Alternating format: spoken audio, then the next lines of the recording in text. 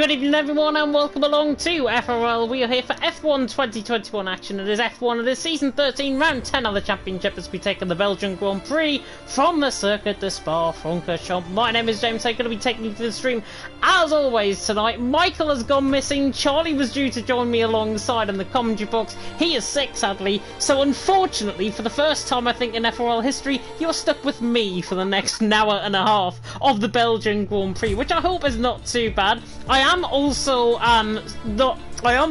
the host of the lobby as well, so if you haven't got any invites in, myself and Jensen will be sending out the invites to you. Please get us added up so we can really send you the invites in. We have got 15 drivers, which is really good to see. I think we are due 18, so we only are missing a couple of drivers, which is good. I know Baraka is certainly one that we're missing. But to talk you through what of course happened last week, Nathan, the first time this season in FRL where a driver has started on pole and has taken the race win. Baraka has just joined the lobby as well, which is good.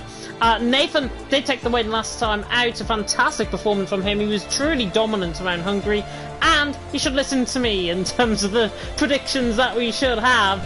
Hopefully I'll be able to get the standings up for you. It looks as if my iPad might have just crashed sadly. I will try and get you the standings in just a second, but hopefully we're going to get everyone in. Mike has just joined in as well, which is good. Baraka is also in. I think we're only waiting on one more driver, and then we're pretty much good to go. Yeah, I'm not sure what is up with my iPad at the minute. I'm still trying to get the standings up for you, but when I do that, I will inform you of the standings coming into tonight. Of course, I think it is only about a 6 or 7 point advantage if I'm not mistaken off the top of my head. So this is why you come prepared and be prepared to fail, quite literally. So hopefully I'll be able to get the standings to you very soon indeed. I think my iPad is back up and running, which is good. We have got 18 drivers, as I say, already within the lobby. Jurgen, by the way, is brand new reserve, if you are wondering who he is also part of the VER team with Mika. So both of them, of course, may be teaming up tonight, of course, in the McLaren. I know Rocco was there full-time in the McLaren, so I don't think that is going to happen, but of course it is good to have another Dutchman in. Only waiting for Dan Essex and Jurgen to select their cars. Hopefully I haven't got that pronunciation right, by the way. My first time even trying to pronounce that name live on stream.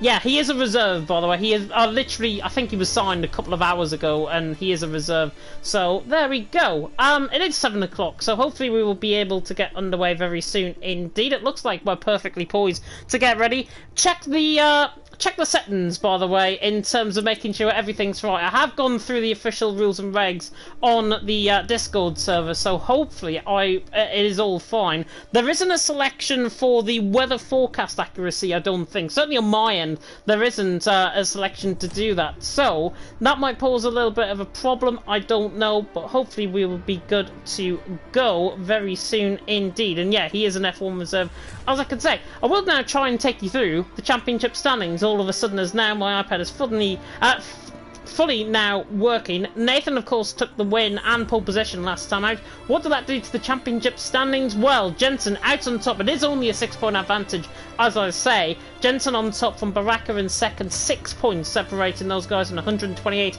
and 122 points respectively. Lou there in third on 82. Good solid performance from him last week.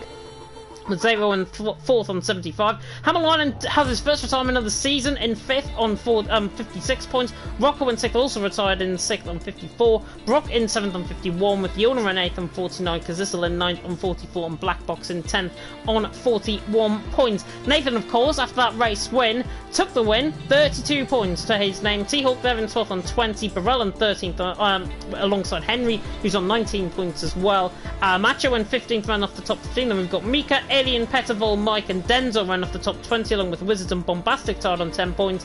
Harman, Surface, National, Cheto, Mentos, Nawop and Dave all scoring points so far this season. Postman, Tom Robble, Noah, Tees, Hedy, Desi and Assassin yet to score any points. But 19 drivers here tonight for the Belgian Grand Prix.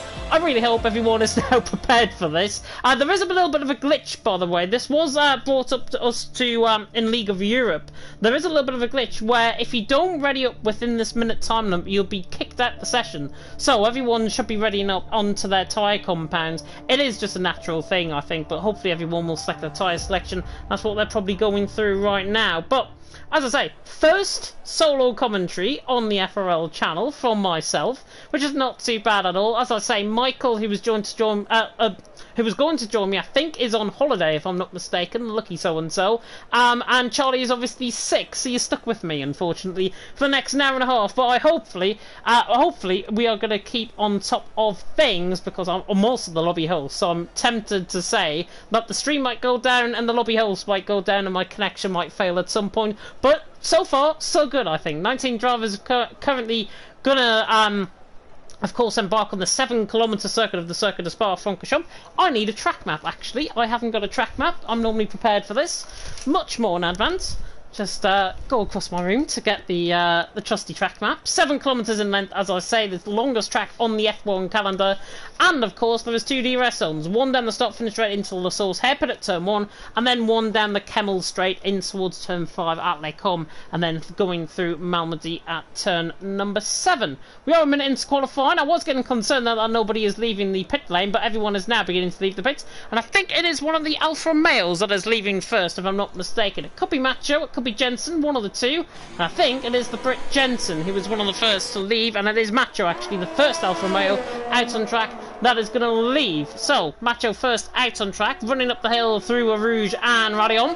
Macho will be hoping for a very good result as compared to last week. He had a much better race, I've got to say, in Hungary than he did early on in the season in various different races early on in the season. So the Dutchman will be hoping, along with the Alfa Romeo team, with Jensen, of course, alongside him, they'll be hoping to try and extend the constructor standings as well. And coming into tonight, the constructor standings, again, is quite close. Not as close, of course, as the championship standings, but currently doing a fantastic job. We have got a couple of new drivers, which I'm going to touch on in this session as well. Macho and Jensen are the first out on track. Everyone now beginning to leave and filter out on track. So we obviously have got that minute glitch, I think, in advance. But Macho coming through P1. And I will check now the constructor standings to run you through before we wait for Macho to get onto a lap. And it is Alfa Romeo leading the way on 165 points, AlphaTauri second on 132, McLaren in third on 114, Mercedes in fourth on 110, very strong result by the way from McLaren last week, Red Bull in fifth on 95, Haas in sixth on 89, Alpine seventh on 71, Williams in eighth on 55, 5 points ahead of Aston Martin, who are on 50, and Ferrari in 10th on 34 points. Half the grid now out on track, so we are going to be getting going very soon indeed in terms of the lap times. And Macho, the first man that we're going to ride on board with, I'm going to take the timing tower off to the left hand side so we know who we are riding on board with. Takes a very wide line through, needing to the pit lane entry there around the final corner. Now Macho starts off on a lap down and towards the La Source hairpin at turn number 1. And one thing that is guaranteed by tonight, by the way, we are going to get 22 laps worth of racing, unlike F1 2021 in real life. Jurgen and Jona just coming out the pit lane in behind him, but Macho now coming down in towards the Rouge and Radion. Curbs on this game are quite deadly. He manages to negotiate that very good indeed. Now through the kink of Kemmel, onto the Kemmel straight. The Dutch fans out in force. Pretty much half the grid, I think, is in the Dutch these days here on FRL F1. Macho through the end of the first sector, 30.1. Very respectful first sector there from Macho. As he now flies through the Les Combes chicane, now through Malmedy at turn 7. And then running down the hills, Hamalainen has already retired out the session. That's coming through Stavolo, coming through turn 15. You can see that on the right-hand side of the mini-map as we now run through No Name with Macho. Good lap so far, really hooking up the curbs very nicely. Now in towards P1, which could have been taken flat out on the last game. It can't. You have to back up the throttle now, coming through the double left of P1, and now in towards the Fagnes chicane of turns 12 and 13. And this curb right here catches people out. Expect a few spinners coming through the Fagnes chicane, certainly within the opening laps of the race. Macho now comes through 10-14, in towards Stavolo 15, yellow flags are out in force, 13.8 for Macho in the middle sector. Hamalainen's car just about gets out of the way, Harman as well getting out of the way to the left hand side as now Macho runs us down in towards Blanchimont, flat out this section of the track. And that comes through turn 17 of Blanchimont, now up in toward the bus stop chicane. It's had various forms, of course, in the past, but now Macho coming through the final corner through turns 18 and then through turn 19. That is a lap of the Circuit de Spa from Kashop, but Macho now runs us to the line, and it's a 1:42.1 to start off the night. Not a bad lap at all. Jensen in behind as well, 1:13.6 through the middle sector, so he's about 2 tenths up on Macho's lap. So now Jensen coming around the final corner to the line, and he is around nearly 2 tenths up actually on Macho's lap. So Jensen out on top, Macho in second, the two Alfa Romeos out on top. There's Nathan, our race winner. Mika's just starting up on a lap as well. Just trying to find somebody that might be coming to the middle sector. Denzo is certainly one that is coming to the middle sector. I think T-Hawk might be one of the furthest on in the Williams, a 1:15 flat through the middle sector. And T-Hawk, of course, was saying last week that he doesn't really enjoy Belgium, and this might be a track where he actually doesn't score as many points as what we might have hoped. But T-Hawk now coming through into the bus stop chicane. He is on a lap, and the German comes through the final corner, obviously hopping over the border from Germany into Belgium tonight. And T-Hawk comes across the line, 43.9. Not a respectful lap from T-Hawk. He will improve as the session goes on.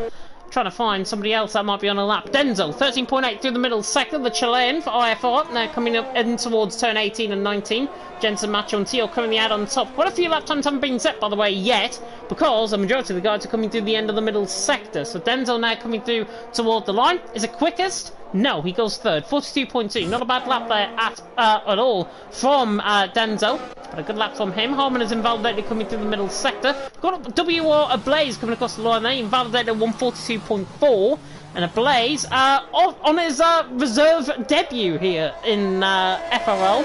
It is PSGL break week, as you can probably tell, and that's why he is here in FRL tonight. So Ablaze, welcome. He has been watching a few of the streams as well, and Ablaze will be hoping for a very good result, of course, out on track. And another new driver, this man here, Jurgen, now coming up in sort of the final couple of corners. Again, I haven't pronounced his name at all coming into tonight, so I apologise if I'm butchering this. As he now comes to the line, you'll hear various different pronunciations across the line. I think 43.4, however, from Jurgen, and he comes across the line to go into 6th position. Baraka is on a lap, on the run down in towards Puon. And actually, I think he's backed off this lap, if I haven't mistaken, as Yona goes to the top by about 500ths of a second. So good up from him. Rocco was invalid now. Is he coming round to start another lap? No, Rocco's coming back into the pit lane. Blaze, however, 32.5 through the first sector. He is on a down lap as well. Don't think we've got many drivers out on a lap at this stage. Lewis just came out the pit lane as well, so the Red Bull will be hoping for a very good result, of course, out on track. Yona currently out on top, so Lewis got to try and follow in the Dutchman's footsteps as Mike has left the session. Hopefully, Jensen will be able to send him across an invite. There's quite a few invites, I think, being given out to these guys tonight, so they should be able to join up very nicely indeed. I know Mike has had connection issues in the past, no more so than last week, of course, in Hungary, where we disconnected from the race. It's very windy here, by the way, in the north of England tonight, so apologies if you hear my door clattering in the background. I have just shut up, but it is Yona out on top, Jensen in second, Macho in third. There is a yellow flag coming through sector 3. I think that might be Zero that is on a down lap, if I'm not mistaken. It's covering the time cover at the top of the screen, which I can't see how many minutes that we've got left. We are, I think, about 6 or 7 minutes into the session. Yeah, just confirming that. 9 minutes to go. On the time on the left-hand side, of course, we have got the minute glitch, minute and a half glitch, whatever you like to call it. So, we are about 7 minutes into the session. So, these guys have just completed their first laps if you are tuning in. Yona out on top, Jensen second, Macho in third. If you do want to keep me company, by the way, in the comment section, you can. That'll be brilliant and awesome if you can do that. And, of course, if you do want to show us some support to all of our drivers, of course, out on track tonight. F2 is also live if you do want to tune in for a bit of old Stephen and Bullboy commentary. Why wouldn't you? Why wouldn't you? Or you can stay here and just listen to a man rumble on for an hour and a half. But Yona out on top, Jensen in second, Macho in third. Lou now starting up on a lap, and we'll see what the Dutchman can do as he now runs to the line. Mike has managed to rejoin the session, which is good. The Irishman back in the session as now Lou runs down in towards turn 1. He hasn't been feeling well, I believe, tonight, so Lou obviously could retire out of the race if he is feeling a bit unwell. And Lou now coming down in towards Rouge and Radion. Through turn 2, through turn 3, catch the curb on the inside there, and he's got an unstable setup, it can really fling the car out wide. Now through the kink of Camel, and now onto the second DRS straight, down the Camel straight, of course, that is now known. 200 mile an hour being reached nearly by Lou, on the run up in towards Lecom. That's a 30.4, not the quickest first sector we've seen so far tonight. But now Lou flicking it through Lecombe, now through Malmedy, and that was the cleanest I've seen so far tonight coming through there. Now Lou coming in towards turn 8 at Bruxelles.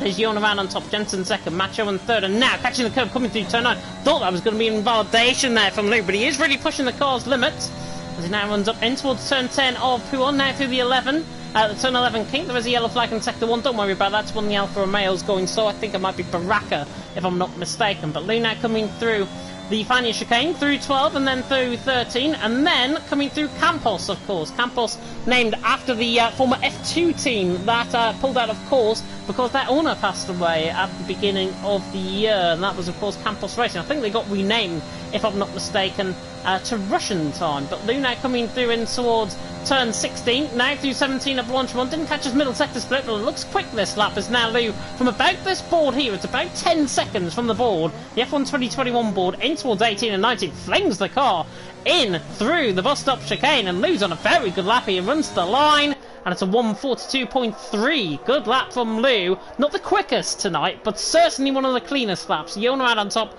Jensen second, Macho in third. Further down as well, T-Hawk back on a lap. Mentos is coming through the middle sector, 1:14.7 from Mentos. And Mentos will be hoping for another good result. And quite a few invalidations so far that we had on the first laps. Of course, Mentos, Harman, Rocco, Bombastic all on laps. And I think the other Ferrari Dynastics is about to start a lap behind him as well. But now Mentos coming out through the final quarter, running to the line, 1:43.1. I think he can go quicker than that for sure. Rocco was invalid through the end of the first sector. Harman is through the end of the first sector as well. WR Blaze is coming through. And now Bombastic coming through the end of the middle sector. 1:13.8. So he's there or thereabouts in the middle sector. But Yona out on top, Jensen second, Macho on third. 7 minutes to go. It is probably around halfway point in qualifying, just under that I would think. Yona out on top, Jensen second, Macho on third. Bombastic, I'm not sure if he backed off this lap for traffic. I think he was going flat out. Might have just been put off by a few cars in front of him. This is looking a few tenths quicker than Lou though. Coming through the bus stop chicane, it's now Bombastic. Runs toward the line. See what this lap time is. 42.2, so was quicker than Lou's lap time. And he goes fourth. Barely ahead of Denzo, and there is the man there, Denzo in 5th position. See what Macho, Jensen and Yona are doing. Jensen's a 10th and a half up to the line, and he goes quickest by 1300ths of a second. Yona has just started back up on a lap as well, so it'll be interesting to keep an eye on those. We're right on the board with Denzo. There is a spinner at the top of the hill there through Lecombe. Ferrari off, that might have been Mentos on a down lap, or Dynastics as Denzo has spun, coming through Bruxelles. Dynastics has spun coming through Bruxelles. Ferrari going very wide there is Mentos actually, who was the one that backed off his lap. Lou, by the way, is into the pit lane, trying to flick on board with somebody that might be on toward the end of the middle sector. Yona and Macho. We'll keep an eye on these two. On good laps so far. There's Jensen out on top, Yona in second, Macho in third. 5 minutes and 20 seconds to go if you are just tuning in to FRL. WR Blaze has just gone third with 1:42.1. So good lap time by him. Yona now through the end of the middle sector. He's invalid coming out of Campos there. So Yona is invalid on his lap. Macho was also spun coming through Pouon. So Macho was round coming through Pouon. Jensen though out on top. Yona in second. And it is WR Blaze in third. Macho there in fourth. Lou is ill, so don't expect too much from him. Yeah, I already mentioned that in the stream. It's Baraka has came in with a stunning lap. Didn't even realise he was on the lap. The Spaniard 4 tenths quicker than Nathan and Jensen. Nathan, by the way, went second as well, so good lap time by Nathan. But Baraka, he is not a PSGL driver for anything. Baraka out on top of a 1:41.4. That, you would imagine, is going to take some beating out on track. Mike now coming through in towards Blanchemont, having 190 mile an hour through there these days in the cars. Now Mike, I'm not sure if he's going to come back into the pit lane actually. Yeah, he decides to come back into the pit. Saw the low fuel light flashing on the right hand side. So Mike is back into the pit lane. T-Hawk not on a lap. Mentos not on a lap. Jurgen not on a lap. Mika he just improved there, 4 tenths per second up to 12th. So the Dutchman goes into 12th position, and there's about a second covering the top 12 at this stage. Zero is not on a lap. He did improve 4 tenths per second on his lap as well. Macho, I think, has just started another one. Let's ride on board then with Macho. It's Baraka out on top, Nathan in second, Jensen in third at this stage in qualifying. Macho, though, coming through in toward the final couple of corners through the end of the first sector, and he's 1800s up to the first sector from Macho. And he's got to really try and nail this middle sector. This middle sector is really, really tough on the tyres. And you would be expecting the guys, probably on a set of soft compounded tyres, coming around lap 6, lap 7, onto a set of mediums. The set of mediums can last 15 laps easily around on this game. And compared to other games, of course, the tyre wear doesn't take much of a hit. We used to get 4 or 5 laps on a set of softs. Macho, I thought, nearly invalidated coming out of P1. Luckily, kept the car alive, and Macho, I think, might be done this time, coming through the end of the middle sectors. Looked a bit scrappy, to be honest, from Macho. But Baraka is out on top, Nathan in second, and then Jensen in third. As now, Macho comes round, literally as I said that, a couple of quarters ago, I'm surprised he didn't get invalidated. He gets invalidated coming out of Campos. So, unfortunately for Macho, he's now still in 6th position. Zero there off the track in 7th. Mika's not on a lap. Mike, however, is back out on an out lap, so will be the first to come across the line to set at least another lap time. But Baraka out on top, Nathan in second, Jensen in third. F2, by the way, is also going on. 19 drivers, I should say, showing up for F2. Really good attendances throughout the board this week, which is good to see. And David is out on top, Robin second, Yana in third on his debut in F2. Interesting to see, of course, how the the TTML F4 driver gets on there in F2. But Baraka currently out on top. You can tell, with everyone still in the pit lane, we have got that minute-and-a-half glitch. Mike is just invalidated coming through no name there, so he's just invalidated on his lap. It's not this and next lap invalidated, luckily. But everyone you can see on the left-hand side is in the pit lane. That indicates that we have got that minute-and-a-half glitch, so expect everyone to be out around from about the minute mark, I would say. You can see drivers now beginning to leave the pit lane on the right-hand side. One of the Mercedes has just left the pit lane, Bombastic, and I think one of the Williams is also leaving. That's Lou, and that is T-Hawk as well, leaving the pit lane. So everyone now beginning to leave the pits, and that's to get their final laps in, so they'll have plenty of time. This will be around about the 3-minute mark, so they'll try and get 2 laps in if they can. Mike, however, now preparing us up on a lap. No pressure, Mike, you've been running on board with me, unfortunately, as we now come through in towards turns 18 and 19. Baraka out on top, Nathan in second, Jensen in third. And looking through, everyone seems to be quite good so far in terms of the lap times. And now Mike, he has been quite quick in qualifying in the past, but look at that track. Look at that track and look at how much traffic he is going to get on this lap, potentially. Right down in towards the source at turn 1. And the Alpine flies out of turn 1, now on this lovely run down in towards the Rouge and Radion. Probably the most famous corners in the whole of F1. As now Mike starts us off on our lap. Jensen has also just started a lap, by the way, as well, coming across the line. One of the Red Bulls is going to be up next. I think that might be Lou. But now, Mike on the run in towards Lecombe. 30.5 through the first sector from Mike. Not a bad first sector, not a great first sector either. But Mike now coming through, and he invalidates, coming out of Malmedy at turn 7. So Mike's invalidated. That puts us then on board with Jensen. And he's 200 up, coming out of the end of the first sector. And Jensen has got to fly on this lap time if they're going to beat Baraka. Because Baraka has set the gauntlet down. And Jensen is going to struggle, I think, to try and get within 0.5 of a second to Baraka. But this is Jensen we're talking about. This is the defending champion. And he's got to try and keep this fight alive. Catches the curb coming through turn 9 there, in towards P1 at turn 10. And so far, it looks a clean lap from Jensen. Now coming out of turn 10, through turn 11. Baraka out on top. But where can Jensen go? I would imagine he's going to go second with this lap. If he really nails these final couple of corners, especially coming out of Stavilo, where he can get such a good run and gain so much time, Jensen is on a good lap. Now through the middle sector, and it's a 1:13.4. So yeah, it's a 10th up coming through the middle sector. But look, it's not enough, and these are flat-out corners he's now approaching in towards Blanchimont at turn 17. But Baraka out on top. The timer is not finished, by the way. Everyone now starting up on their laps in behind. And now Jensen on the run-up. Can he try and keep this championship hope alive and try and take the fight to Baraka tonight? We were robbed of it last week, of course, in Hungary. But now around the final corner from Jensen. I think he's going to go second. I don't think this is going to challenge for pole to the line. He got within 0.3 of a second in the end. Bombastic has retired, coming through turn 1 at La Source. He's actually lost it. Coming out of La Source at turn 1. And there he is on the left-hand side of the car. So, doesn't get a lap in. Baraka through the end of the first sector is 1800 up. So good lap by Baraka. Nathan invalidated. Yona invalidated. A Blaze is on a lap. Matcha was on a lap as well. We're right on board them with the Blaze. He's now coming through in towards Campos at, I should say, the final chicane at 12 and 13. Lou, by the way, has just gone 5th as well, so the Red Bull's now 4th and 5th. Ablaze, though, has got to get a move on here. He's got to try and challenge for pole position, and Ablaze to the end of the middle sector. About 3/10 off Jensen's middle sector. It is a good middle sector, though. He's still 700 up. He gets caught on the grass there slightly, and actually, he is parking the car off to the left-hand side, and he has crashed, coming, that was a weird one. Not sure if there was a bit of a failure there. I'm not sure if his car has given up. I'm not sure if he's lost connection. Don't know what happened there, to be honest. Macho, however, on a lap, coming out through in towards Blanchimont. There are other drivers ahead of him as well. Nathan is one of those included. Now, Macho in towards the final couple of corners through Blanchimont. 42.1. Can he now try and challenge Baraka? I think Baraka has probably got this, to be honest. He now runs to the line. Or he's actually invalidated as well. He was a 10th and a half up. As now Rocco goes 4th. Macho, though, running to the line. What can Macho do?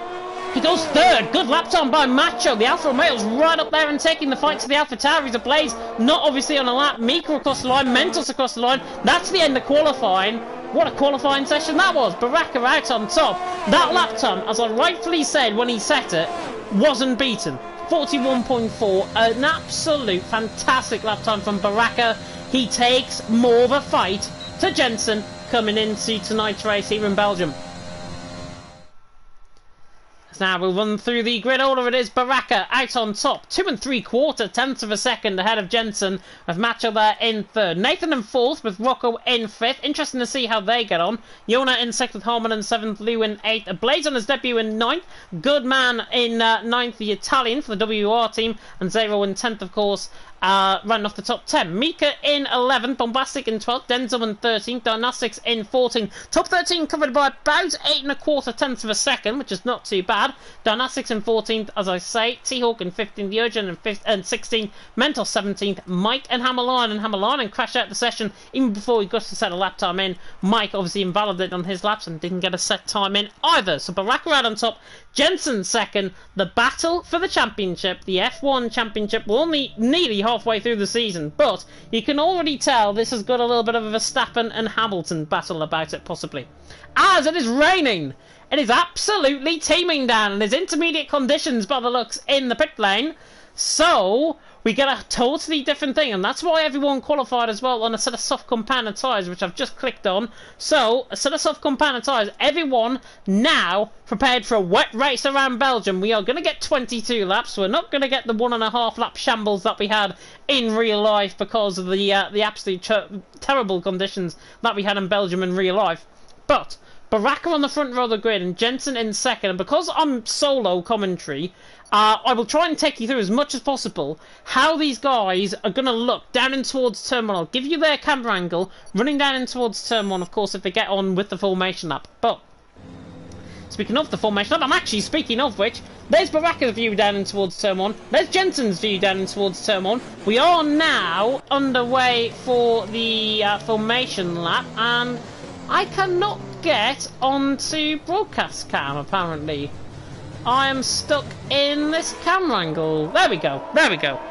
So Baraka, Jensen, 1st and 2nd. Baraka looks a little bit shaky in terms of the connection. Everyone, by the way, in terms of the strategy on a set of intermediate compounder tyres. It'd be stupid if you wanted to go for a set of wet. You can tell that it is intermediates because of the way the rain is coming down. It is relatively light rain, I've got to say, around here with Belgium, but even the lightest of rain can cause a whole lot of problems, as we see the predicted one-stop strategy, lap 11 to 15, lap 7 to 15, and lap 14 to 21 for two-stop strategy around here.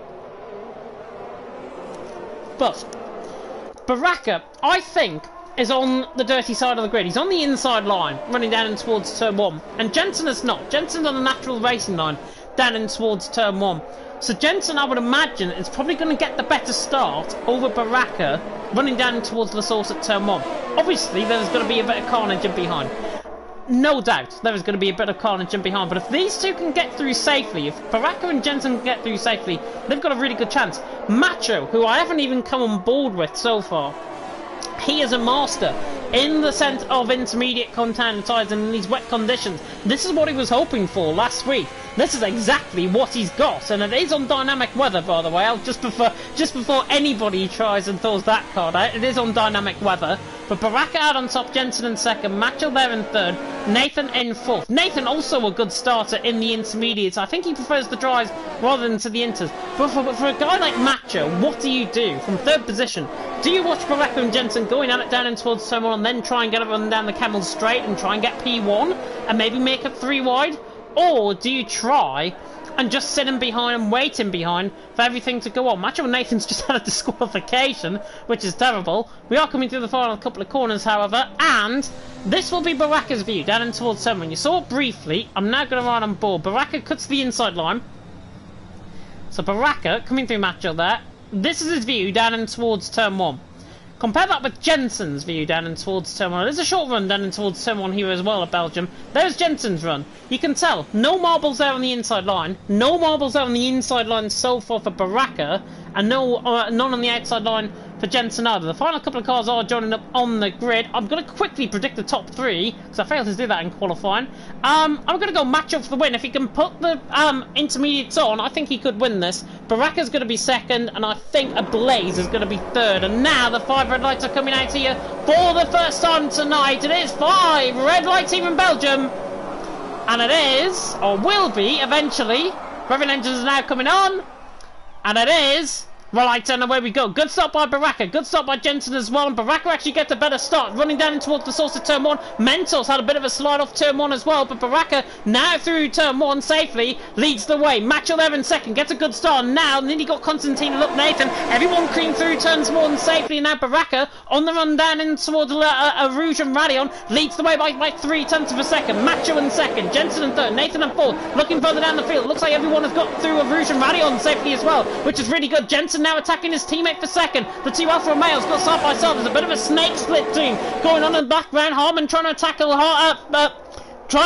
Lou. Jensen is through into P2, and Nathan is lagging all over the place, and Macho hangs that on the inside line. Good stuff by Macho, and he holds on to third just briefly. And now coming out of Malady in toward No Name Zebo is down the inside of Yona. Can he try and get the move done?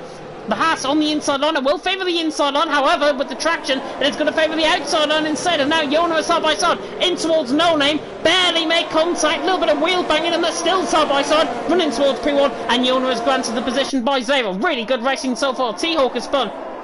Coming out through No Name as well, so he's now down around the back of the field, but Baraka leads the way. Jensen in second, Macho in third, Nathan in fourth, Lou trying to attack Zero down the inside line. He's in a bit of a Red Bull sandwich as the Finn, and the Finn is just about to get the move done. So Zero holds on to 7th, Lou in 8th, Harmon in 9th. Everyone's through the Fanny chicane safely as well. Dynastics is through on Mentos up into P16 as well, but Baraka leads the way. Jensen in second, and the age-old battle begins here in Belgium.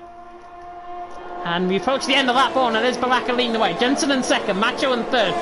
Really good, clean start, I've got to say, by everyone. Didn't spot a bit of contact further down the field. Running wide there, Zero out of Blanchimont. And now Bombastic is going to try and get Harmon down towards the chicane. Ablaze coming absolutely steaming down the inside line. Harmon actually just lost a little bit of time coming through the final corner. Baraka sets the fastest lap of the race as expected. And now Bombastic gets such a good run. Coming out now in towards Summerall Assault. I think Harmon just says, you know what, come through. Ablaze nearly into the back actually of Harmon. And Mika on the brakes as well. Nearly into the back of them both, and Denzo a little bit sideways coming out of turn 1 and Hammerline, and got a little bit sideways there as well. Everyone's clean through though. Dynastics on the back of Mike, but Baraka leads the way. Jensen in second. Nathan, however, got such a good run coming through Rouge and Radion. Now down the Camel straight, using up this ERS to try and get the inside line. Nathan on the inside line now of Macho in toward La Source, in toward Lecom, I should say. Macho hangs on.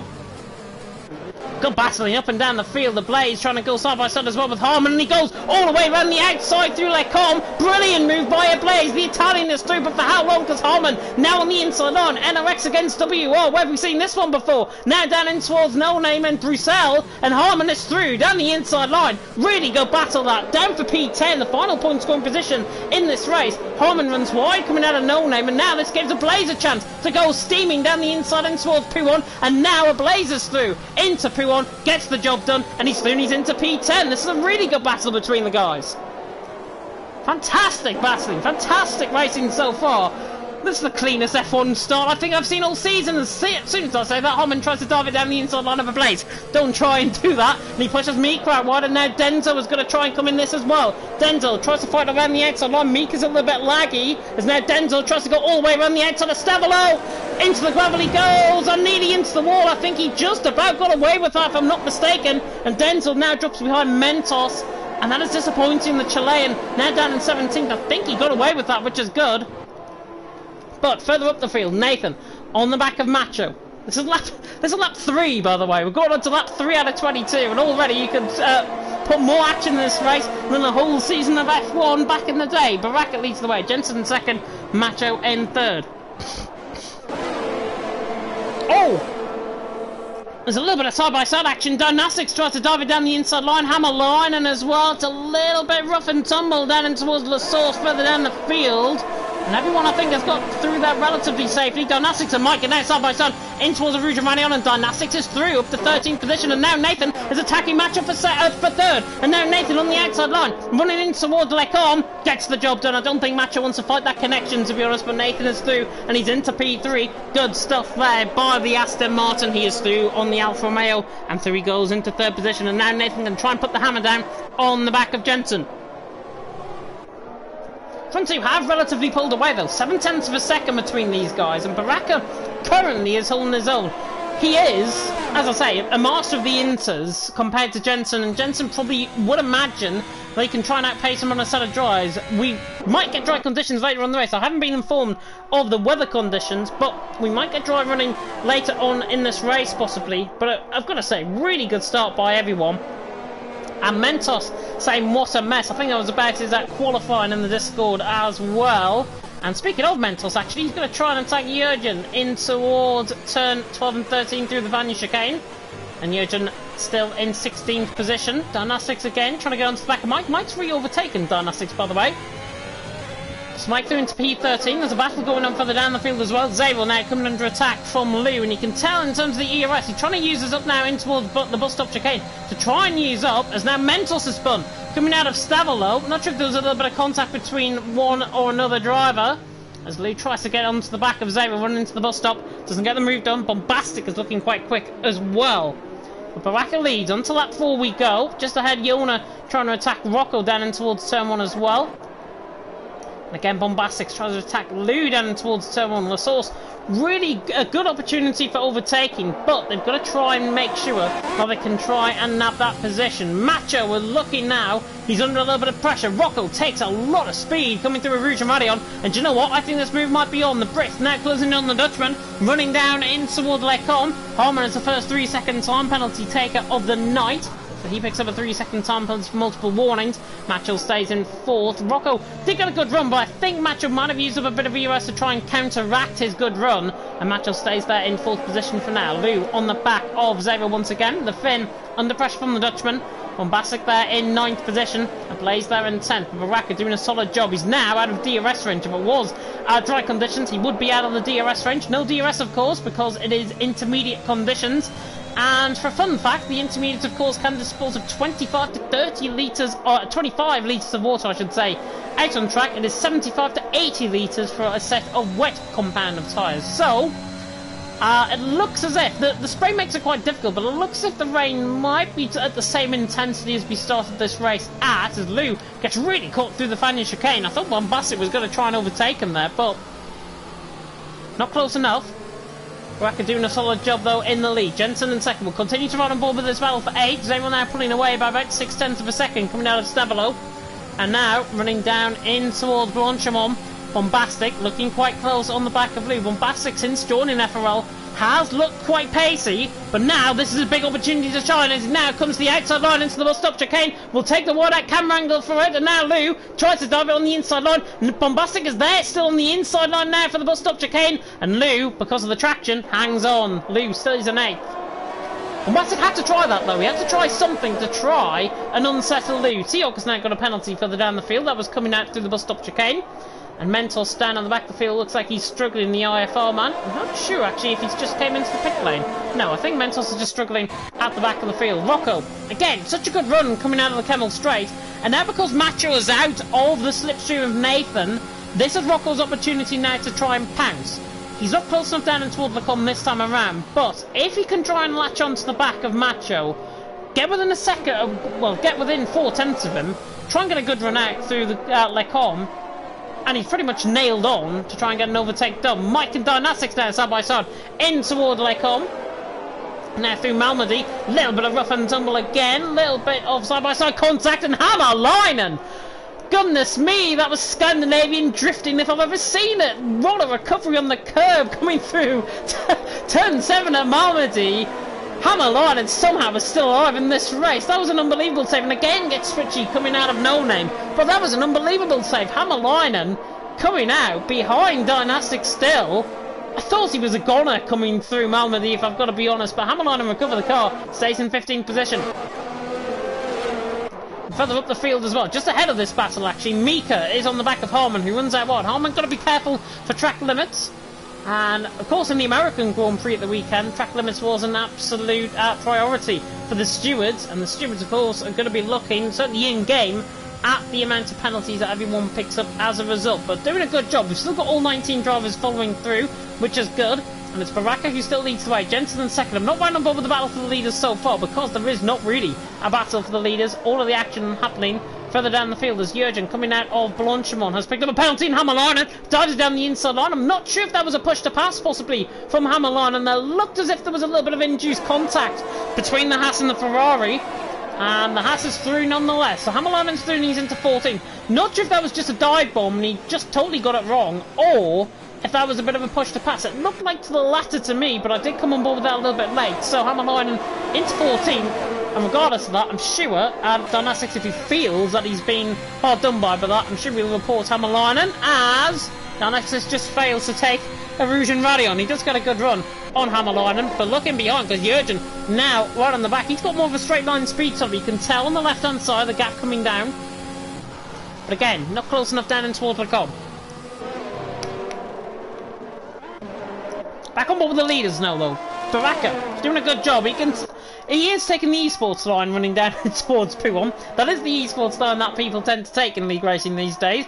Baraka doing a solid job out in front. Jensen second. Nathan in third. He's not going anywhere, to be honest. He's been in no man's land. He is pulling away slightly from Macho this lap around. However, Rocco, keeping Macho honest, is right on the back of him, coming through the Fania chicane. Oh, there's Yona on the back of Macho as well. And Nathan now just beginning to come back to all of a sudden to Macho. Macho seems to look like he's got a good middle sector between them. And Rocco actually gets a really good Stavolo out of the way. Now, 4/10 behind, tries to catch Macho into the double sub chicane. I don't think he is going to be close enough, however. Baraka out on top, Jensen in second, Nathan in third. Not really happening further down the field. Bombastic trying to get onto the back of Lou. We saw this last time around when Bombastic tried to go on the outside line. Now dives into the inside line, tries to dummy Lou. But again, not quite close enough. Bombastic wants to try and make something happen. He's got to try and make it happen, I think, down in towards Lecom. That'll probably be the best opportunity to try and overtake. And the Mercedes doing a solid job, I've got to say, along with his teammate, actually, Harman, who's in 11th, obviously with a 3-second penalty. Mika is on the back of him. And Mika, of course, of VER, will be looking to try and get the move done. Harman, Jurgen and T-Hawk have all got 3-second time penalties on this race so far. Rocco out of Kennel, coming through turn 4, and now Rocco in toward Lecom at turn 5 is close to the back of Macho. Again, not close enough though. He does not want to try. He's actually set a purple first sector, and you can tell by the rain. The rain is just beginning to maybe ease slightly out on track. There is glimmers of what looks like dry weather maybe coming across the track, but nothing yet. And I don't think the rain is going to be I think the rain is going to continue for a little while, because we are already about 10-12 minutes into the race, and so far no let up in the rain conditions. So maybe this rains for about half an hour and then we get a dry end to this race. Who knows? Yona on the back of Rocco. Yona, again, another driver that's got good pace, but he's going nowhere because Rocco obviously trying to get onto the back of Macho. He can't manage it at this stage, so maybe try something different. Maybe Rocco lets through Yona. Yona then gets onto the back of Macho, and both of them can try and overtake him. That could be a one theory that could work. Rocco, however, again coming out of Stavolo, catches Macho, So about 0.4 of a second, doing a solid job at the minute. Mika, by the way, I think has just made a mistake coming out of Campos. He just lost a bit of time to Harman further down the field. It was only about 0.2 of a second, but I noticed that nonetheless. Baraka leading the way though, Jensen in second, Nathan third. Front three pulled away. And Rocco now, can he get the switch back? Coming out the final corner of Macho. Macho, this is his biggest opportunity now, Rocco, to try and get the move done. But again, Macho, you can just tell in terms of the ERS, the car ahead has got 60% of ERS, and he is running out of deployment, and that's why the red light was flashing. And now Rocco right on the back of Macho. This is the closest I've been all night as Hammerlinen has been spun coming through the chicane of the bus stop. And I think he might have got caught on the curb there, possibly. So Hammerlinen now round. Rocco on the back of Macho. What can Macho now do to defend off Rocco? I think he's going to do a lot because he is going to stay in that position. Rocco again, not closing up. And Macho used up a lot of deployment. He's about 20% in teams of the ERS less than Rocco in behind him. And Bombastic as well on the back of Blue. That is a good battle that is developing as well. These guys, by the way, on a set of Inters, I don't think they have to make a mandatory pit stop, if I'm not mistaken. There's wet conditions, and I don't think they have to make a mandatory pit stop. At this moment in time, though, however, doing a solid job. Baraka leading the way, Jensen in second, Nathan in third, and now that throws the cat amongst the pigeons. There's a 3-second time penalty for Baraka. He cut the inside there coming through Puon, and now Baraka has lost a bit of time as a result as well. So Baraka, 3-second time penalty out in front, and if the race was to finish as it was now, Jensen and Nathan 1.6 seconds, 1.2 seconds are behind. Pretty much the gap to third is 3 seconds. So Baraka has now got to try and push, and you can tell he is pushing. ERS now deployed, and he begins to pull away from Jensen in towards Blanchimont. But again, using up the ERS, they can save up a lot of ERS in these wet conditions as well, and that's what we're seeing. Quite a few guys still around the 50% mark, and it just saves up because you're spending more time on the brakes compared to what you would on a dry compound of tyres around here. Baraka doing a solid job there. Nathan in third, and Lou again on the back. Zabel just locks up into the bus stop, and Lou can try and counteract this coming out of the final corner down into multiple source. Again, don't think he's going to be close enough down in towards turn 1. But these guys are already putting on a show. I'm really surprised, actually, how clean it's been so far this race. Fantastic stuff so far. Baraka, by the way, leading the way. Jensen in second, Nathan in third. King of King, by the way. F2 is where Ball Boy is. I'm James Head, sadly. Rocco on the back of Macho, running down the Camel Straight. I'm sorry to put you in that perspective, but Ball Boy is commentating in F2. Baraka still leading the way, though, here in F1. Jensen in second, Nathan in third. And Macho runs wide now, coming out of Lacombe, and this is Rocco's biggest opportunity, once again, to try and get the move done. Dynastics and Denzo pick up a 3-second penalty coming out of Rouge and Radion, and they're actually going side by side, and actually it's Denzo and Jurgen that's going side by side. So Denzo's now through on Jurgen. Missed that overtake, but he did get it done. So he's up to 15th position. And Denzo, the Chilean, hopefully going to try and make up a little bit of ground now. He is under pressure, however, from the Dutchman in behind. And Hammerlinen on the back of Mentos. Hammerlinen also spun, of course, coming through the bus stop. And again, really fights the car. He's just struggling tonight, I think, Hammerlinen. The wet conditions really not liking him. And actually, Mentos has gone wide. So I think Hammerlinen, I'm not sure if there may be a little bit of contact between them both. Mentos had let him through. So Hammerlinen's through into 18th position. Mika, by the way, was going side by side briefly with Harman as well in towards the final chicane. Baraka, though, leading the way. Gap to Nathan. Baraka is pulling that out. Nathan holding maybe something back for the dries. If it is going to be dries, the rain isn't really relenting at this stage. And it's going to take quite a while for the track to dry, I would imagine. So, around a track like Belgium, I have seen it dry, though, within 2 laps. So it could be a similar scenario to the TTML race, which I commentated on a few weeks ago, where, as Yona pits in from 6th position. So Yona is in from 6th. And is this going to be for a fresh set of Inters? Yes. Fresh set of Inters it's going to be. Bombastic also into pit lane. So Yona in, Bombastic in, both on a set of Inters. And this is where I think the pit stops, if there are going to be any, probably going to happen, because Inters are very similar to the set of soft compounded tyres around here. It's somewhere like 5% per lap where these guys are going to be losing in terms of the tyre wear, and that's just per lap. So imagine that, over 8 laps you're going to be losing 40% in terms of the tyres. Not good news, and that's why Yona and Bombastic have came in early, because they're probably wearing their tyres out a little bit heavier compared to the rest around them. But now on a fresh set of inters, they're going to be flying on this track. As Nathan picks up a 3-second penalty, Harman ran wide there as well. Mika tried to counteract that, but Mike as well on the back. Baraka leading the way though, Jensen in second. Everyone doing a solid job so far. Rocco on the back of Macho as well, 0.5 of a second behind. Baraka doing a solid job. Lou there in 7th position on the back of Zero, and Zero currently holding his own. But Lou, after Yona came into the pit lane, of course they were together pretty much. Lou now seems to have picked up the pace. Maybe it's an indication of Zero to come into the pit lane this lap, try and do an overcut, and maybe try and extend the stint a little bit. Zero, 6th position. Jensen by the way catching Baraka. I wonder if Baraka's coming into the pit lane. No, Baraka stays out, Jensen stays out, Nathan also stays out, Macho, Rocco nearly side by side into the bus stop, they stay out as well, and Lou on the back of Zero. See what this indication is Lou going to come into the pit lane, because he was picking up the pace there. But no, he's going to stay out. I think everyone's going to stay out, to be honest. Mika, however, is in. So Mika, I think, responds to Bombastic's pit lane more than Yona's pit. So Mika is into the pit lane. He's going to drop, I think, right down the back of the field. Jurgen is also into the pit lane as well. So Mika in, fresh set of inters. And Jurgen also into the pit lane. And he is going to be coming in, I would imagine, for a fresh set of inters, which is fine on board with him. In the Williams, he's down there in last position at the minute. Mika is also going to be side by side possibly with Mentos coming out of the pit lane. And in fact, he's going to be behind, quite a while behind as well. So Mentos stays in 17th, Mika there back in 18th.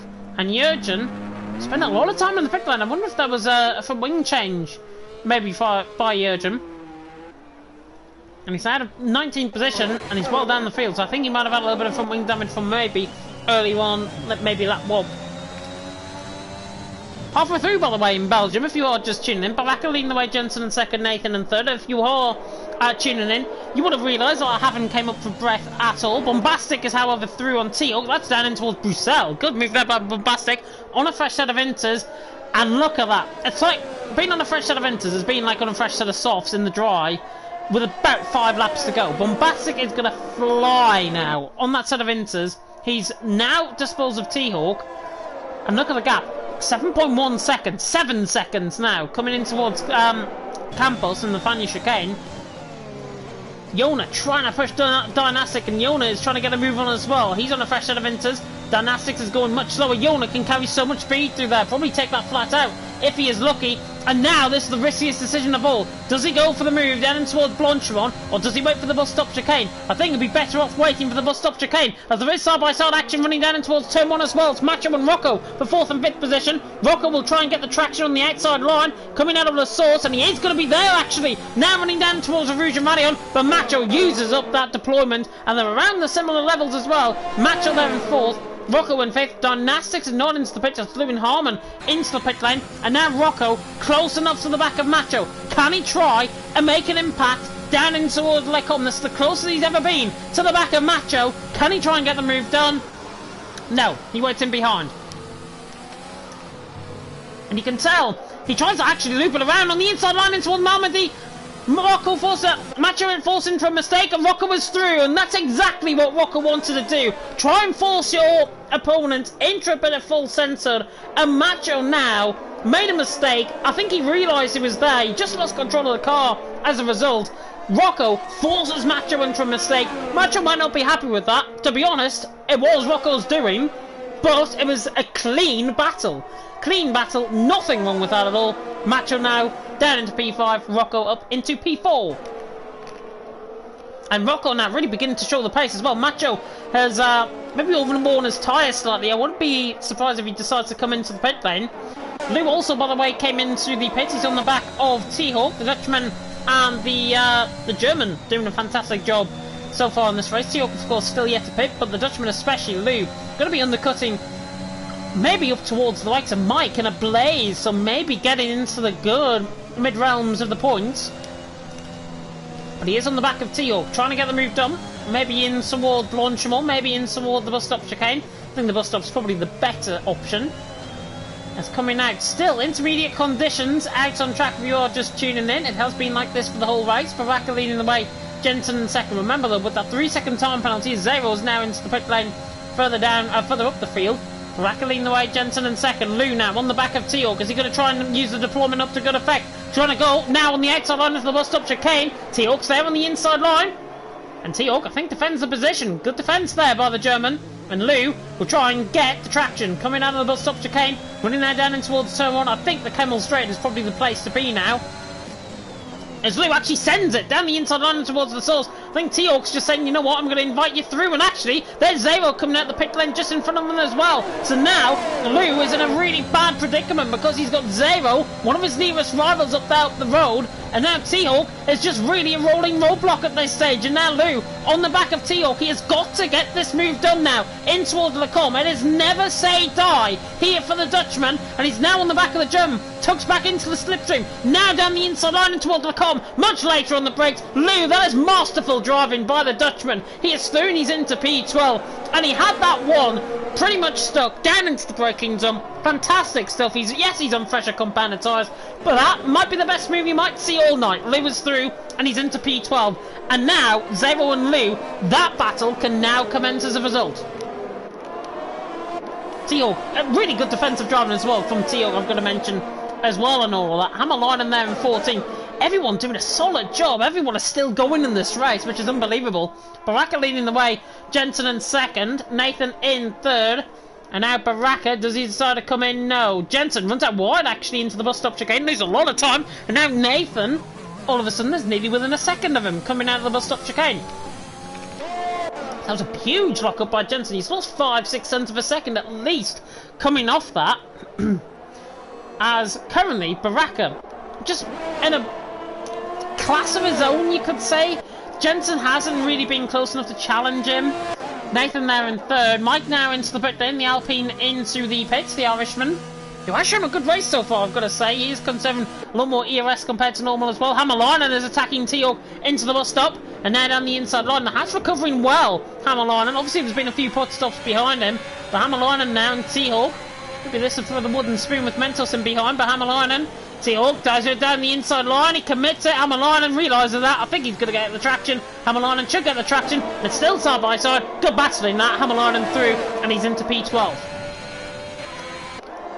Good battle that. And Teorg still on the back of him. Mentos and Mika are going to be getting going as well. Mike has just came out in front of this as well. So this is really going to get going into a big battle. And now Teorg with the deployment is going to come back at Hammerlinen. This is further down the field. This is for 12th position. But it could be like for a point scoring position this. And Teorg is back through in Hammerlinen. Lovely battle. Mentos and Mike now side by side. And Mike is through on the inside line, is he? Now on the inside for Malmedy. 3-second time penalty. I think he might want to get that removed.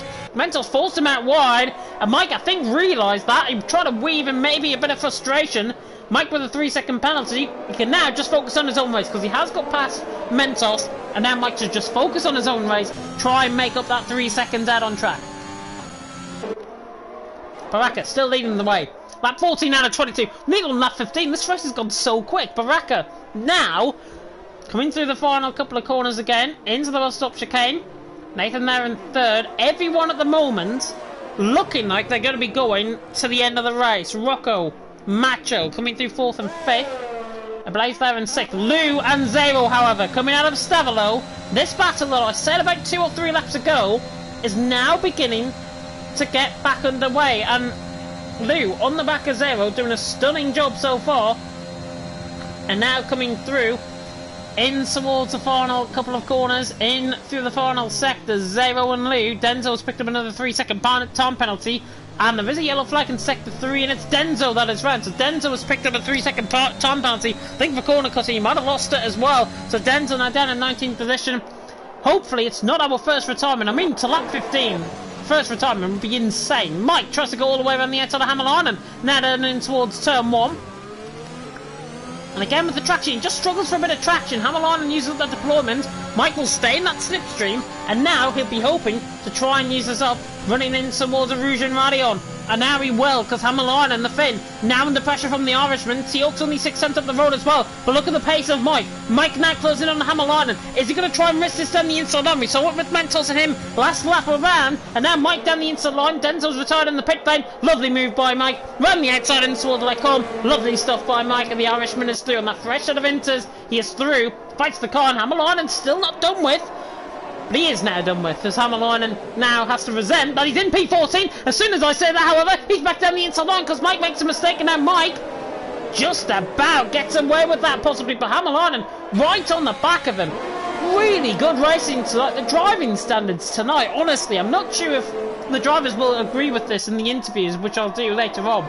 Well, from my perspective, and I'm sure from your guys at home's perspective for F1, this has been the cleanest race of the season by an absolute mile, and I was thinking it was going to be a bit like a war of attrition. Everyone has managed this so well indeed. Rocco is now into the pit lane, so Rocco decides to come in early. Lou and Zero, however, this is going to be the real pinch point. Where is Rocco going to come out compared to these two? Because these two are probably going to be around him, I think, coming around the final couple of corners and then across the line.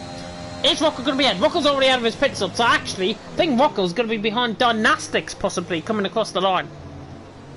Denzel leaves the session. Mike tries to go all the way around the outside of T-Hawk, and now Mike on the inside line into the bus stop chicane. Great move, and look at the training behind. Hammerline and Mentos caught up in this as well, and it's still side by side between T-Hawk and Mike coming across the line. And this is for lap 16 now. T-Hawk down the inside line on Mike. Really good, fair driving. I've got to say, these guys must be in a party because they're driving this clean. Mike now, side by side with T-Hawk. Surely not going to attempt the impossible. Down in towards the Rouge and Radion. They're going to go side by side.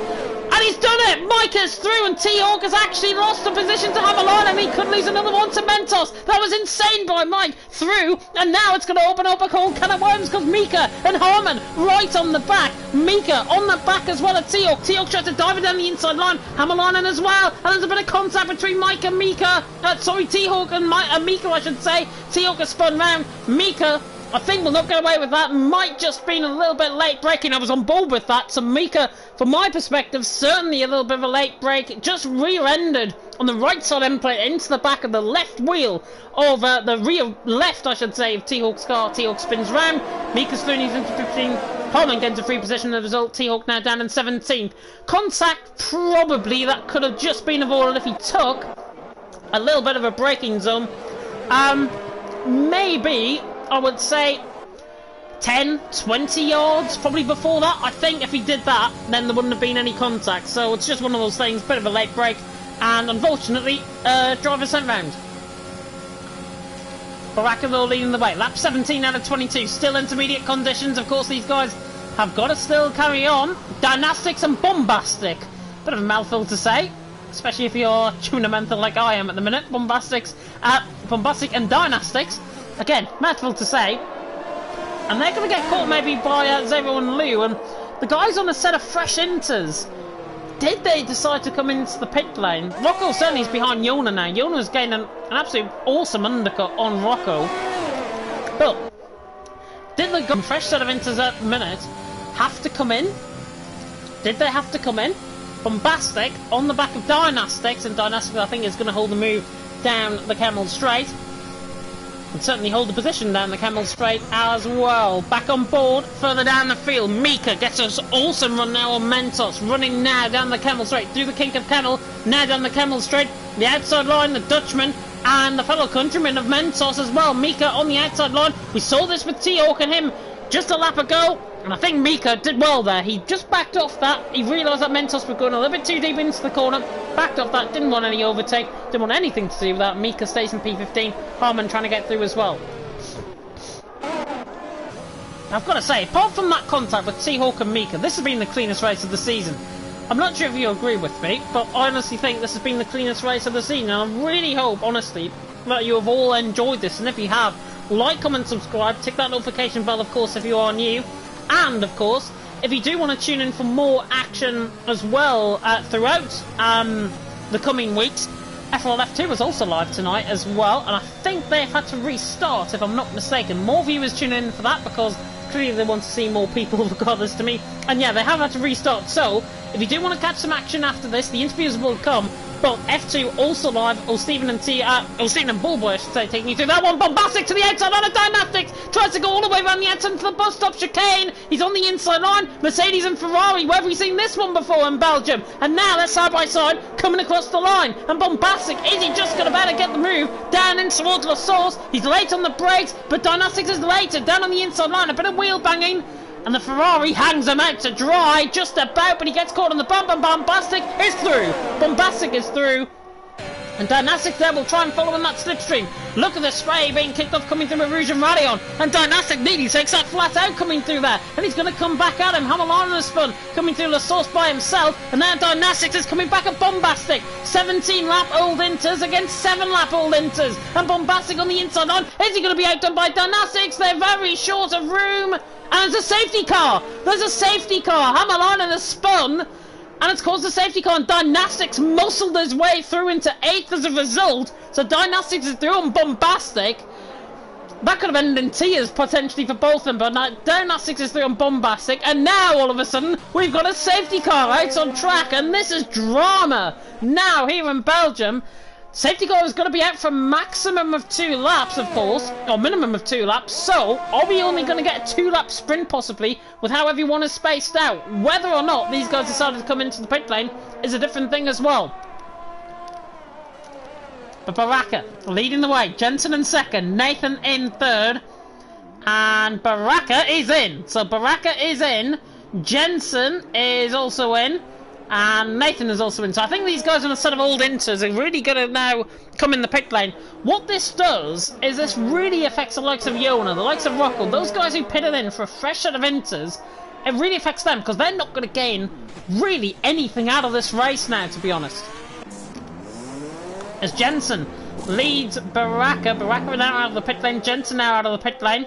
Nathan there in third, and Mika has had a 5-second penalty added to his time for collision with Mentos. That's further down the field, 13th and 14th. They were looking quite close, but now, fresh set of Inters go on. Yona is going to join in 4th, because Macho has just been released, and actually, is Rocco going to be ahead of Macho here, coming out of turn 1? He is just about going to be ahead. I think Rocco gets the move done. Obviously, with the run coming through turn 1, Rocco was thrown into P5. Macho in P6. Ablaze out of the pit lane as well in P8. They were there in P9. Lou in P10. And what this really does now, throws a spanner into the works. Not only that, everyone, as I say, on that fresh set of Inters, it does them some harm, but not that much harm, to be honest. I mean, Baraka obviously leading the way. Jurgen, by the way, is crashing into the pit lane. Jurgen has crashed into the pit lane, and that car will need to get removed as well. I didn't see what happened there, but he has just crashed into the pit lane. So Jurgen into the pit lane has crashed out. Hamilton did very well not to run over any debris there. There was still a bit of clunking, so maybe a little bit of debris there, but Baraka now out in front. And this now presents the big opportunity. Can Baraka get 3 seconds out of Jensen? It is very unlikely, I've got to say. I think Jensen, with no penalties on his name, he's only going to stay within 3 seconds and he's basically won the race. But if Baraka has got more warnings, and I'll check Race Director, this is something that I never do on my streams.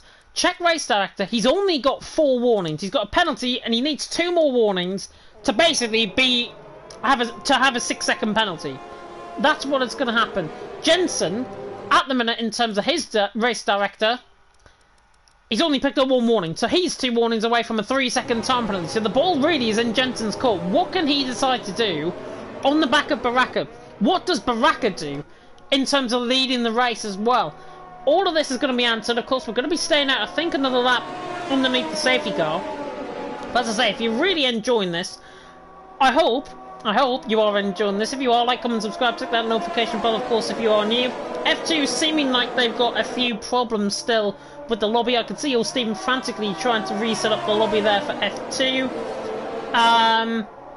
If anybody leaves, please don't rejoin. So, I think there's a few disconnections possibly going on there for the F2 lobby. But we are nearly done. We are nearly done here. I've only got 3 laps to go. Nathan tries to overtake Jensen. Cheeky by Nathan. But Baraka in the lead. None of the safety car. Look at the lap times. 3 minutes 7. lap times, including that pit stop, of course, that comes in. Oh, and Baraka and Jensen make contact! Baraka and Jensen make contact, and they both pick up a 5-second penalty! And the championship contenders collide in Belgium! Jensen into the back of Baraka. I think there was a little bit of weaving going on from Jensen's perspective. He's gone into the back of Baraka, and this now opens Nathan for the win. Jona, Rocco could win this. This race has just taken another twist. Jensen into the back of Baraka. I've never seen that under the safety car. It looked to me as if Jensen was weaving. Baraka just slowed it down, and obviously Jensen didn't realise. Probably very late reaction time in there. And Jensen couldn't react in time, and that's why the 5-second penalty's been added on to now. Baraka's got 8 seconds. Jensen's got 5, Nathan's got 3, Jona's got 6. It all depends on if Rocco can get those 3-lap-old inters switched on. If Rocco can, and he stayed within 3 seconds, basically the leader, he's won. Or if he stays 3 seconds within Nathan, I should say, he's won. Everyone else, he shouldn't really worry about, because Rocco has got the pace. He's basically got a 5-second buffer to play with on everyone, a 3-second buffer to Nathan. And Mentos has now had another collision with Mike further down the field, and Mentos has picked up a 5-second penalty, and so has Mike. So Mike now on 8 seconds, Mentos back to 5, because he said that, of course, under his pit stop. Oh, what's this race going to do? Belgian Grand Prix, final 2 laps of the race. Get ready, everyone, because it's going to be... it is going to be an absolutely fantastic race, and we have obviously driving standards within the safety car, but they've been a little bit poor. Nathan has just spun off the track coming through Pouon as well. And Nathan, the latest one, maybe, to not get those tyres hooked on. But Baraka leading the way, Jensen in second, Nathan in third. If you are coming across, by the way, from the F2 stream, good job you have come across this time around, because we have got 2 more laps to go. Safety car now in this lap. Baraka is the virtual Bert Marlander. He's going to be leading the safety car. But what does he do? 5-second penalty for both Baraka and Jensen as a result of contact. Mentos, I think, has been spun as well with maybe Michael Dynastics. And Mentos now round, maybe spun under the safety car through Campos. But Baraka leading the way. Jensen in second. What does Baraka decide to do? You can tell him. Look at his pace. 85 miles an hour. This is perfect pace to keep everyone from colliding behind. And now Baraka, is he going to say go into the bus stop chicane, or is he going to say go now? He does. Baraka says go now, and he pulls out 5/10 a second ahead of Jensen, and now Nathan's going to lunge it on Jensen. Of course, he can't overtake until the green flags. Macho nearly ran into the back of Rocco there as well. Bombastic got very close as well, but Baraka was absolutely flown. Baraka is away by a second, and this is exactly what he needed off the start. He's got clear air in front of him. Now let the hammer down. T-Orca spun out the final corner as well, further down the field, but Baraka now leads the way. Final 2 laps, and what could be a potentially hectic Belgian Grand Prix. Lou dives it down the inside line of Zero, gets that move done, and he's finished into 9th, and now Jona is on the back of Nathan, and these older set of intermediates are now beginning to come onto play, but a spark's flying up there as Zero picks up a penalty, and now Jona's run on the back of Nathan, and Nathan's run on the back of Jensen, running down the Camel Slate, they're running a bit of a toe. Baraka leads the way, Jensen in second, Nathan in third. They're going to stay as they are, running in towards Lacombe, and now Zero and Lou are still side by side. Jensen is now down to third as Nathan, and Masters him around the outside lines, and Nathan is through, and he's into second. Zero, Lou, Mike, dropping down the field. Jona as Rocco is now through down the inside line, and so Jona got damage. Yeah, Jona's got damage on the right side end plate, and Jensen is struggling as well. Jensen is dropping all the way down the field. Macho's got a 3-second penalty. What is going on? And the 2 Alfa Romeos make contact. The 2 Alphas make contact. Macho and Jensen make contact, and Macho, I think, has came off that the worst. Jensen now through, he's into 7th. He hasn't got those tyres hooked on. And now Baraka all of a sudden could be ending up winning this race. Nathan in second, Rocco in third, Bombastic in fourth. Jensen is side by side with Jona, but Jensen cannot find any grip at all. And these guys on an older set of inters as Zabo goes around the outside of Jona, tries to get the move done. Macho retires after such a good race. Macho retires coming through the Campos section, and now Lou goes on the inside line as Jona's in the wall. Jona in the wall, he's got Spirit off on the left hand side, and he's out of the race as well. Jensen is out, coming through Stavalo. Everyone retiring. Baraka leads the way. Nathan in second. I did say it was going to be hectic. I didn't think it'd be this hectic. Baraka leads the way. Nathan in second. Rocco in third. As long as Rocco stays within 3 seconds of Nathan, he's won this. And I think they'll be very aware if they're both in the same party, which I know there will be. Rocco has got to stay within 3 seconds of Nathan, and he has won this race. Oh, final lap of the race. Baraka leads the way. Nathan there in second. Rocco in third. We'll have a look further down the field because there is a battle going on for 7th and 8th. Lou and Mike have been at it all this race, pretty much. And now Lou on the back of Mike. Running down in through Rouge and Radion. Don't think he's going to look close enough. However, Darnassus has got a sensational run. Now on Lou, and Lou is under pressure. Might have been feeling ill coming into this race, but he's got to watch out on his outside line. He's got to be aware there's a little bit of contact between the Red Bull and the Ferrari. And now Lou dives it down the inside line on the on the brake. Smoker scuff comes out. Lou is through and he's into P8. Darnassus there into P9, but for how long? Because he's got to get the inside line. Now running down in towards Bruxelles. Just about going to fit the car down a Ferrari-shaped gap. Harmon has crashed into the, has retired in the pit lane. Darnassus now round the outside of Lou, and Lou nearly into the wall. Gets outdone by Mika as well, so Lou loses 2 positions. And now Mika soon he's into 9th, and Lou is on a bubble of not getting any points at all, because Hamalainen is going to be picking up a good amount of points here as well. Into the final sector we go, and it's Baraka leading the way, and this has been a very hectic finale to what has been, I've got to say, one of the best races of the season. Baraka now is moments away from possibly land himself at least the podium. He's not going to get the win because of the penalties, but Baraka has driven such a solid race. The Spaniard now into the final couple of corners. WR will take the win, but Baraka, I think, is going to lose it because of the penalties. Baraka now to the line, wins the Belgian Grand Prix, but Nathan now across the line. Rocco's within 3 seconds, and Rocco is the winner of the Belgian Grand Prix. Bombastic across the line. He finishes in third. Baraka misses out on the podium in the end. Ablaze there down into 6th. Zabel there in 5th. Mika is up to 5th. Lou into 7th. Hamalainen in 8th. Ablaze now down in 9th. Darnassus in 10th. Mike at 11, Teok across the line, doesn't pick up any points down there in 12th, and Max Mentos, who was lost for the full entirety of his front wing, and knocks up straight on into the Fania section of the track. And do you know what, he may as well just retire out of the track to save a bit of time. But Mentos now down in 13th, Rocco has won, Nathan in 2nd, Bombastic in 3rd, that is your top 3. Well, who would have predicted Rocco would win this race? I predicted Macho, and look what happened to Macho in the final 2 laps of the race. But, unbelievable. Unbelievable race. Rocco has won. Nathan in 2nd. Bombastic there in 3rd. And, in the end, what proved to be a very clean race. For the majority of this, it was a safety car restart that caught everybody out. And it was inevitable. Underneath the safety car, it was inevitable that the driving standards were obviously going to drop. And they did. But I've got to say, I've got to hold my head up high to every single driver on this grid. We had 19 drivers pretty much going to about lap 14, lap 15. You never see that around here in intermediate conditions. Fantastic stuff by everyone. Great battling up and down the field. Great overtaking. Mentos now finally coming to the line to finish in 13th, which is good for him. He could have easily retired. He's got a puncture as well, actually, to the line. But Mentos comes across the line to finish in 13th position. But I've got to hold everyone's head up high. Great race. Driver of the day awarded by the in-game fans. Hamalainen is awarded the in-game driver of the day. But to the top step of the podium goes Rocco.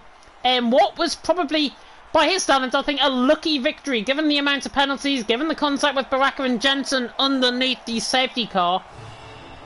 Obviously, I think he'd be very fortunate. Nathan across the line finished in 2nd. If he didn't pick up that 3-second penalty, he would have won.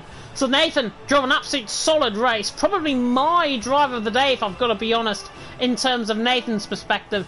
And of course, in 3rd, Bombastic drove a terrific race as well to finish there up in the point and up in the podium positions in 3rd position as well. But there is your final grid result. We are going to go into the interviews party very soon indeed, but Rocco has won from Nathan in 2nd, Bombastic in 3rd. If you have that top 3, give yourself a big old pat on the back. Baraka in 4th, with Mika in 5th, Zero in 6th, with Lou in 7th, Hamalainen in 8th, Ablaze in 9th, and Dynastics rounding off the top 10. Mike in 11th, T-Hawk in 12th, Mentos in 13th. Those were the finishes in the end. Harmon, Yona, Jensen, Macho. Look how many drivers DNF'd in the final 2 laps of the race. 4 drivers DNF'd. Jurgen and Denzo also DNFing out of the race. But Rocco takes the victory. Nathan in 2nd. Bombastic drove a solid race in 3rd.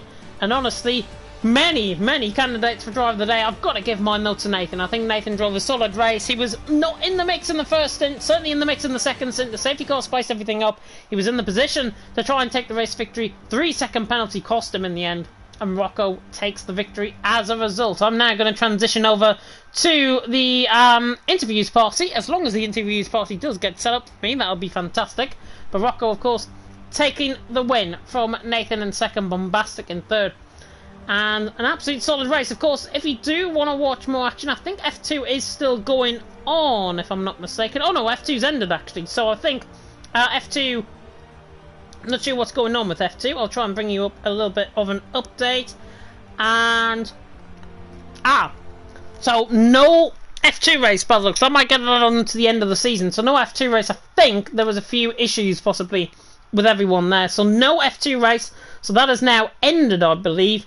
But in the end, what was an absolute... by my standards, of course... probably one of the best races of the season that I've had to certainly commentate on. An absolute fantastic race. For a majority of that, the safety car restart, we can just gloss over that, I think. But everyone did an absolute solid job, and they should be very proud of themselves. I have now transitioned into the interviews party. We'll wait and see if the man of the moment does want an interview, if he's not already here. But of course, Rocco took the victory, Nathan in second, and Bombastic, of course, finished in third position. And of course, yes, it's just me, so... Driver of the day, by the way, awarded to Nathan, from my perspective. So Nathan gets awarded Driver of the Day from my perspective. You can just hear his delight there in the party. He was absolutely delighted. Hopefully Rocco was going to be joining. Is Rocco going to be joining? I'm here. Oh, you're here? That was Rocco. Oh, it is Rocco. Oh my goodness. Rocco. The Somerset accent is too. I was going to say, the two Somerset. Very similar. But Rocco, of course, taking the victory, of course, out on track. Were you expecting to win tonight? Yeah, definitely. When I saw it was raining anyway, I knew I'd be up there. I see Nathan, I just see penalties. So I knew that everyone around me does not have the consistency to match. So I thought I'd be up there. I didn't think I'd win, but... Well, you did take the victory, of course. I think fortunate, of course, because Nathan picked up that 3-second penalty, and I think if he didn't, he probably would have won the race. But we'll gloss over that from Nathan's perspective, certainly. But just talk us through your race, because I've got to say, for the first 20 laps of that race, it was probably one of the best races of the season. Yeah, I was just stuck behind Macho because my setup, I didn't have enough straight line speed, and I could get like 2 attempts coming out of rally on behind him, and I just still wouldn't make a move. So I had to make a really nice move in Lacombe, like the second part of the chicane. But yeah, after that I was just cruising. Just cruising. I like it. Just cruising. Yeah, cruising obviously to, I think, a first victory of the season as well, if I'm not mistaken, so you must be very happy with that. Yeah, I got the one in China because Lars is a something. Cheap. I don't know what to say. That's the nicest way to describe him, but yeah. I don't win often, so we take what we get given. Yeah, you take what you get given, and obviously with McLaren as well, Mika finishing in P5, get big solid points as well after a very good round, of course, in Hungary. Going in towards next week, of course, in Zandvoort, how do you think you're going to get on? Because it's a totally different track to Belgium. I'm really bad at Zandvoort, so I should win again, hopefully. That's what we aim for. Reverse psychology, I think, going on there. Yeah. I don't blame you. Don't blame you at all. But go and enjoy evening. Thank you. Very welcome indeed. And now we'll move on to our P2 man, of course, Relentless Nathan. And Nathan, you were pretty much up in the vanguard. You couldn't go anywhere in terms of the first stint because you were a bit in no man's land, sticking there in P3. But you did an absolute solid job. Talk us through it. Yeah, obviously quali was, well, horrendous. From a driver's point of view, it was kind of like, the lap wasn't really good, but obviously it was still P4, so it was good enough. And then yeah, the race was kind of don't crash. But yeah, obviously, I was always going to stay out till the end, but the safety car came out, and then yeah, I don't really know. I think Jensen just maybe lost concentration. Obviously hit Baraka, and yeah, the win was sort of on, but then there was a lot of carnage that kind of happened at the com, and then Yeah, but obviously happy to bring home. I think he's going to be P3 because Baraka will probably get his 5 seconds removed. So I think he will end up winning. I'm not too sure, but yeah, P2 or P3 around Belgium. I mean, I said it was going to be P15, and yeah, something on the podium. Yeah, I think Baraka's 3-second penalty might look into be getting removed as well, if that can get removed, because that was a bit unfair, I think, from my perspective as well. But certainly, P2 currently in the provisional results, you must be happy with the result, because I think you predicted P15, if I'm not mistaken, around LOE on Saturday. Yeah, Belgium, obviously before LOE and FRL, I hadn't driven it really much, and obviously pre-patch it was like a bit of an interesting track, but yeah, P8 I think at LOE, and then obviously P2 or P3 tonight. Yeah, obviously quite happy with it. Yeah, and obviously you took full advantage of that Baraka and Jensen contact. Just talk us through what happened, because it looked like Jensen sort of weaved, was trying to get the tyres warm. Baraka then just basically slowed down, and Jensen didn't realise him, and he went into the back of him. Yeah, obviously, like the safety car was going well at certain parts really slow, and I know Jensen in the kind of chat afterwards like asked what I was doing, because from his point of view, so obviously like it looked like I was trying to overtake him, which obviously I wasn't. It was going so slow that either I like stay kind of jagged or go in single file, and then me, Jensen, Jonah like ends up getting an incident, which obviously Jensen staged single file and then obviously hit Baraka. But yeah, I don't know. I think Baraka obviously slowed down to not like get too close to the safety car. Obviously it can be a bit buggy at times, and then Jensen's not really reacted to it. But yeah, I think Baraka will probably get his 5-second and maybe 3-second move, not too sure. But yeah, happy with the podium either way. Yeah, I think the 5 seconds will probably definitely get removed. Obviously, it might be a bit unfair from certainly his perspective. Jensen's penalty might not even get applied because he didn't even finish the race. All of that, of course, will be confirmed after the race results and after the stewards have done their deliberations, of course. Going into Zandvoort next week, how do you think you're going to get on? Zandvoort's always kind of been labelled the ABS track, and with ABS, it's kind of like, I think... I'm not going to say it'll win, but hopefully a good for it. But to be fair, actually, bar F2, I've barely driven Zandvoort in F1 cars, so it'll be quite a learning experience. But obviously, with all the patches, hopefully it's a good track to drive on. Yeah, it should be a good track to drive on. I know certainly in the LOE race we had around there, it was quite, let's just say, fun, maybe? I don't know. I can't really grasp around Zandvoort yet, but go and enjoy Ethan. Cheers, thank you for coming.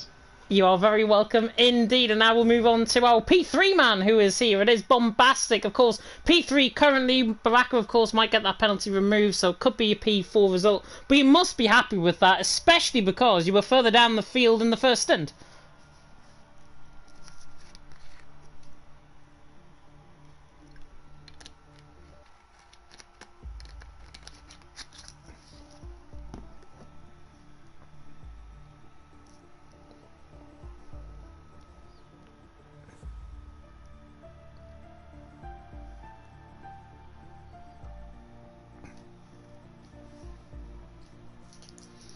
Yeah, that fight for the podium obviously got very interesting, obviously with Nathan ahead of you, all that carnage that happened in towards Lacombe. Just talk us through that second half of the race, because obviously I think you were fighting the likes of T-Hawk at one stage, which was an absolute unbelievable battle, and obviously you made that up, and the safety car of course really helped you.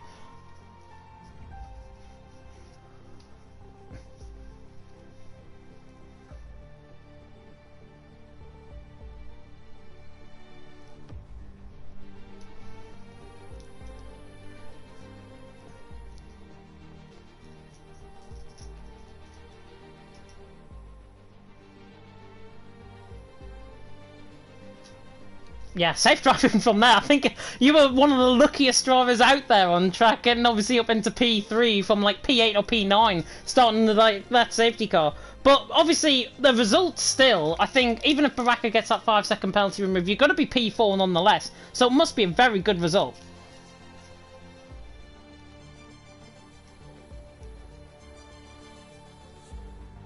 It is, of course, your home track. How do you think you're going to get on around there?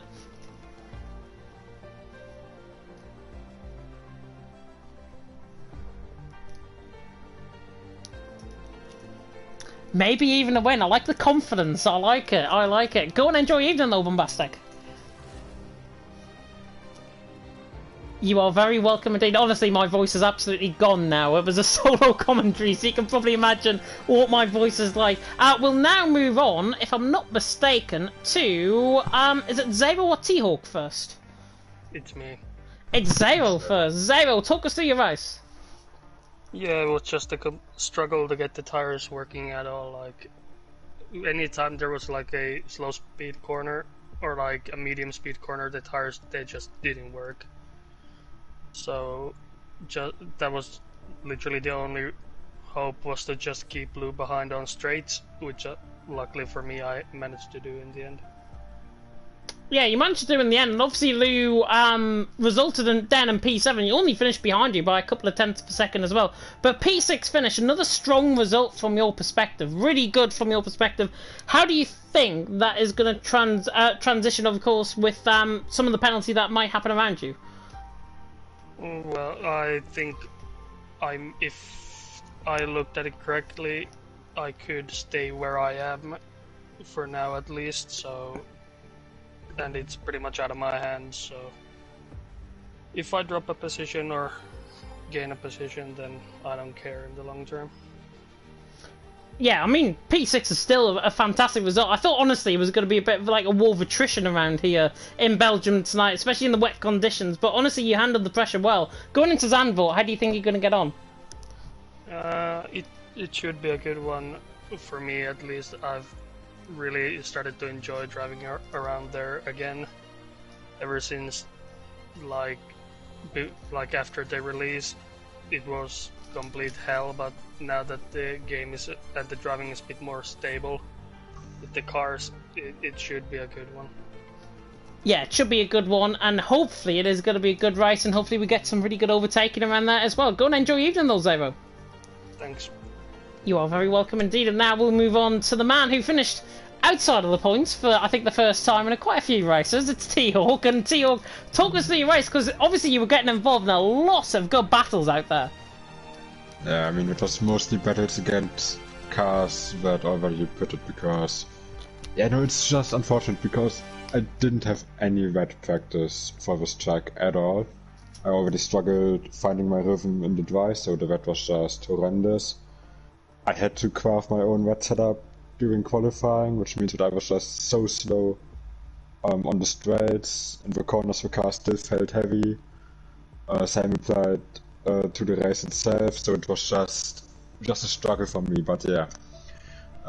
Did manage to have some nice battles, but made a few mistakes myself. Was noticeably spinning out when the safety car came in. I think without that I could have maybe gotten 1 point with P10. But yeah, overall just a struggle for me to be competitive.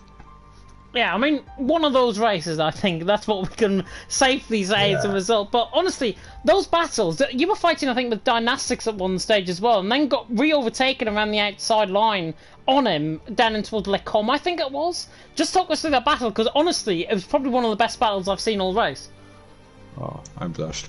How come it's always me that I'm talking to about battles? Like, as if I'm the only guy that actually knows how to battle in this league. But no, yeah, I don't know, I had so many battles, I don't remember all of them in detail. What I do remember is that I just tried to hold them up for as long as I can. Of course I did fight back at some places where I could, but it didn't always work out. And as I said, I was just trying to hold on, maybe get the inters to the end. I did have a lot of confidence in those guys, because usually when there's someone on the faster tire behind you, then they usually get their elbows out and are ready to push you off track a bit just to get by. But those guys, all of them really kept it very, very clean. I think I bet like half the field, at least it felt like that. And yeah, I mean, kudos to them for keeping it so clean and not just trying to muscle their way through. It was great fun for me, and by the sounds of it, you also quite enjoyed it quite a bit.